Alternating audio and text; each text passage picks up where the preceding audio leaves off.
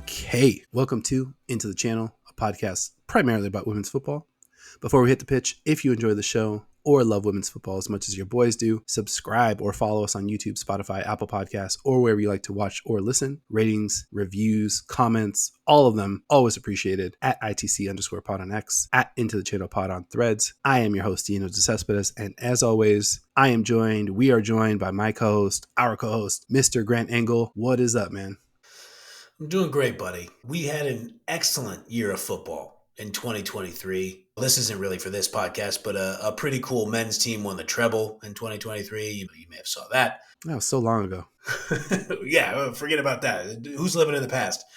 They're also the World Cup, the Club World Cup champions, but I digress. This is a podcast about women's football, primarily about women's football. And 2023 was a massive year for the sport. And so I feel like on January 9th is a good time for us to kind of have our heads wrapped around our teams of the year. So I am very psyched to discuss those with you. Love that. Yeah. Great year for women's football. Great year for Into the Channel pod. But yeah, we basically gave ourselves a homework assignment a few weeks back. Let's nail down our starting 11 for 2023. And I think maybe a little bit over a week ago, FIFPRO released their list of a full squad. It wasn't quite the final 11. And I'm starting to see a lot of, final 11s like springing up, I think with the release of the FC video game as well. So we took it upon ourselves to list our starting 11. And then what we're going to do is just talk out an imaginary fantasy Into the Channel derby between our two squads and go through the exercise of thinking about how that match might shake out. So I think we're going to have some fun. With that said, where do you want to get started? So I think before we get right into our teams, let's just take a second to recognize the awful news that Sam Kerr suffered an ACL injury during Chelsea's warm weather training in Morocco.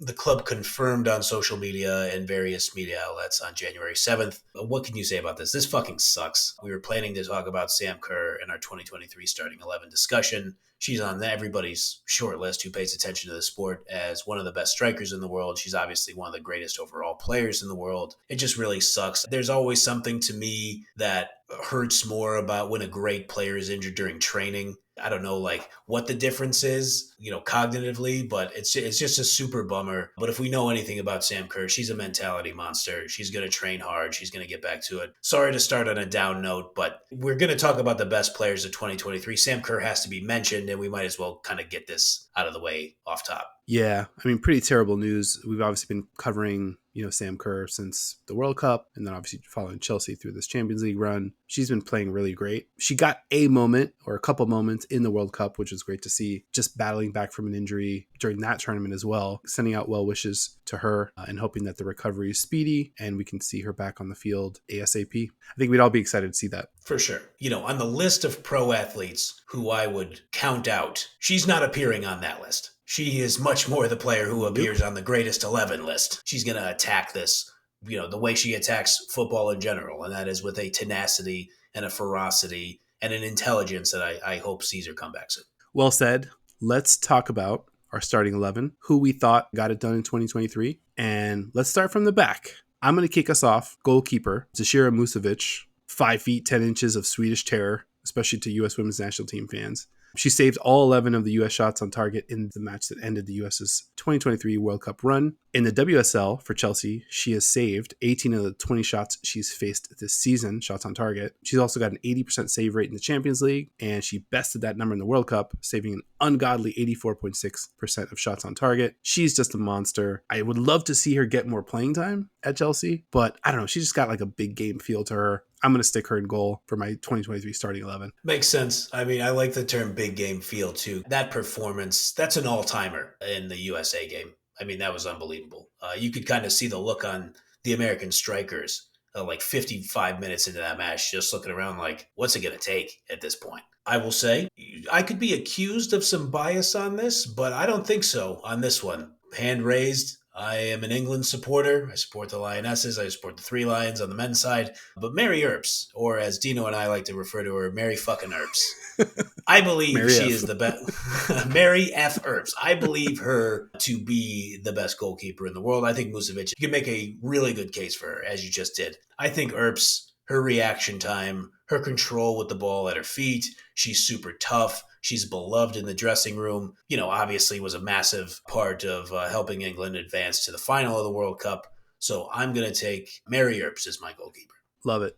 She made my short list. Had to, Yep. obviously. Oh, yeah. Center backs. Before we kick it off, we had an almost comical amount of overlap between our squads. So some of these picks we'll talk about individually, and we'll let you know when we kind of had the proper mind meld with the players that appeared on both of our lists. Yeah, I think that makes sense. And I think, some of our footballing sensibilities, they clearly overlap with a lot of the same players that we selected. I do think it's funny how kind of we shook out our formations and stuff. I think that actually kind of speaks to like our footballing ethos for each of us. So to set the scene for my squad, if I was the manager, I would play a 4-2-3-1. Try to make sure that I have a stout defense with players who are able to streak up the sides, but also do some overlapping runs with the attacking midfielders. Yada, yada, yada. I'm not going to bore you with my pretend coaching strategy. But, we wanted to do this exercise. I might as well do it right. So, yeah, 4-2-3-1 for me. So, my two center backs. First, give me Wendy Renard, absolute leader, captain of the French squad, 5-time Champions League winner. She can score with her head or her right foot. She's an absolute nightmare for attackers. I feel like she is the type of player who, when you can see an attacking player start to go into the box, that they go, oh, okay. And then they'll make a right or a left turn and be like, let me play the ball out somewhere else because they see Renard coming. She's just an absolute stopper back there. So give me her in the middle as her counterpart. If I were building a squad, give me Millie Bright, England's captain, European champion, dangerous as hell from the 6-yard box, and grew up playing forward actually as a young player.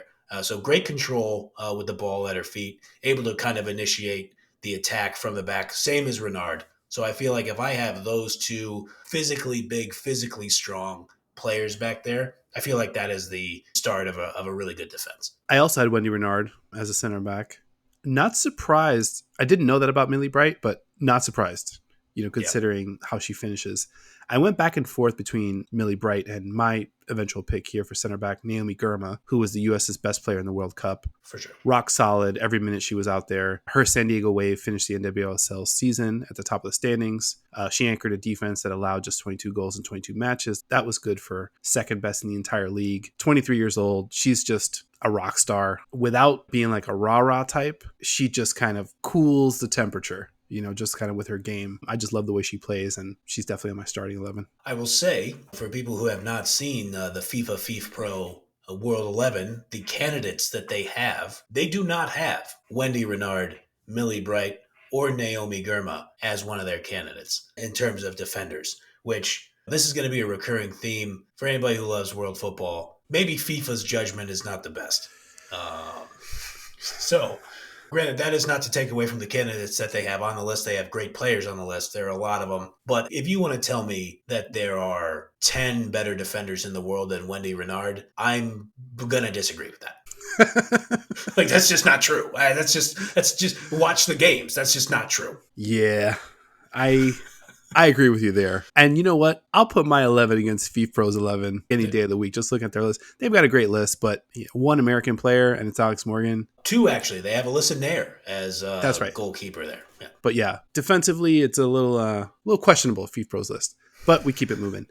Left back, right back, pretty funny. We were in full lockstep here. Give us Ona Battier and Olga Carmona. Battier, pretty solid 2023, I would say. She won Liga F. She won the Champions League, won the World Cup. Her Barcelona side, undefeated in Liga F and Champions League again this season. 17 matches, 17 wins for her squad in the 2023-24 campaign. And she started 14 of those 17. Obviously, big player through and through. Olga Carmona on the other side, sick ball skills, thunderous striking ability. She scores the winner in the World Cup to beat Sweden. She scores the winner to beat your beloved Lionesses in the final. Mm-hmm. Also a couple absolute bangers in the Champions League group stage. Total fucking gamer. I don't know how we go wrong with those two at left back and right back. And then scrolling back up to FIFPRO's list, Olga's on there. Ona Battier not on there. I don't know, man. Their squad, again, we're going to have to maybe grab a PlayStation and load up these teams and see what happens in just kind of like a simulation mode. I like it. I'll say shout to FIFA's FIFPRO list. One of the players who kind of jumped out to me as a right back there. They do have Lucy Bronze on there. Mm-hmm. Thought she played really well for the Lionesses. Ona Battier is an incredible player. I mean, what are we talking about here? So, I love Lucy Bronze, and she deserves mention without question. But Ona Battier, I mean, what do you want from her? You want her to run up and down and create havoc and cross balls in, or do you want her to hang back and just make expert tackles and then play the ball from the back with just genius precision? She'll do either one. No, she's unbelievable. I think we got ours right. Let's go. Back four. I think we're loaded. I like it.